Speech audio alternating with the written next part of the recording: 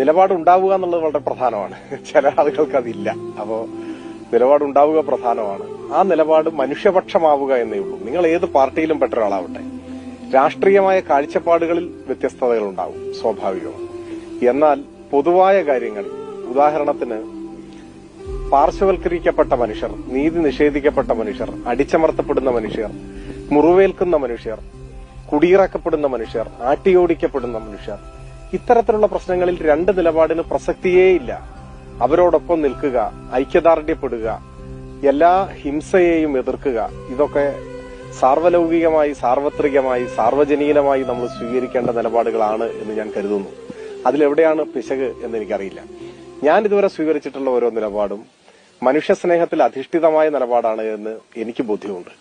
നിങ്ങൾ നോക്കൂ, ഞാൻ ഇതുവരെ സ്വീകരിച്ച ഒരു നിലപാടും ഞാൻ തിരുത്തിയിട്ടില്ല, ഇന്നുവരെ തിരുത്തിയിട്ടില്ല. എതിർപ്പൊക്കെ ഉണ്ടായിട്ടുണ്ടാവും.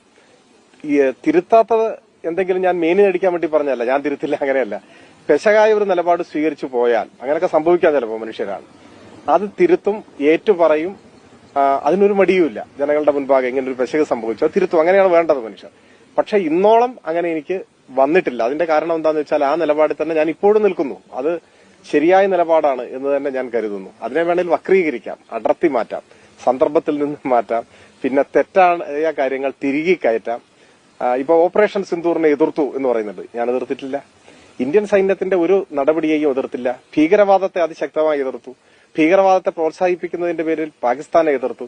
പക്ഷേ ഇരു രാജ്യങ്ങളും തമ്മിൽ യുദ്ധമുണ്ടാവരുത് എന്ന് ഞാൻ ആഗ്രഹിച്ചു. ഇനി ജീവൻ പോയാലും എന്റെ ആഗ്രഹം അതാണ്, ലോകത്തിൽ യുദ്ധമുണ്ടാവരുത്. ആ ആഗ്രഹമാണ് ഇന്ത്യക്ക് ഉണ്ടായിരുന്നത്. ഇന്ത്യൻ സൈന്യത്തിനും ആഗ്രഹമായിരുന്നു. ലോകത്തിലെ എല്ലാ സമാധാനകാംക്ഷികളും ആഗ്രഹമാണ് പ്രകടിപ്പിച്ചിട്ടുള്ളത്. അതിലെവിടെയാണ് ആർക്കാണ് ബോധ്യമാകാത്തത് എനിക്കറിയില്ല. ബോധ്യമാകാത്തവരെ കാലം ബോധ്യപ്പെടുത്തട്ടെ എന്ന് മാത്രമേ എനിക്ക് പറയാൻ കഴിയൂ.